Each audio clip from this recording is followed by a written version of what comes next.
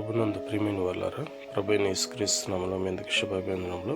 ఈ ఉదయకాలంలో కలువరి కృపాసనం మీదకి మిమ్మల్ని ఆహ్వానించుచున్నాను.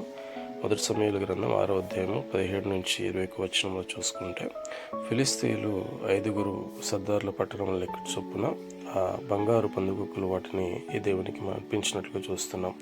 దానికి యెహోవా మందసం దింపిన ఆ పెద్ద రాయి సాక్ష్యము నేటి వరకు ఆ రాయి బెత్షెమెషు వాడైన యెహోషువ పొలంలో ఉన్నదని చూస్తున్నాం. అయితే యెహోవా మందసంను ఆ బెత్షెమెషు వారు తెరిచి చూసినప్పుడు దేవుడు 50,070 మందిని ముత్తునట్లు చూస్తున్నాం. ఎందుకనంటే ఆ కాలంలో దేవుడు సెలవిచ్చిన ప్రకారంగా ప్రధాన యాజకుడు తప్ప ఆ మందసంను సమీపించడానికి ఎవరికి కూడా దేవుడు అవకాశం ఇవ్వలేదు. కానీ ఆ ప్రకారంగా వారు చేయలేదు కాబట్టి అట్టి కీడును వారు అనుభవించినట్లు చూస్తున్నప్పుడు కిర్యత్యారీము వారికి దూతలను పంపించి వారిని ఆ మందసంను తీసుకుని వెళ్ళమని చెప్పినట్లుగా చూస్తున్నాం. ఆమేన్.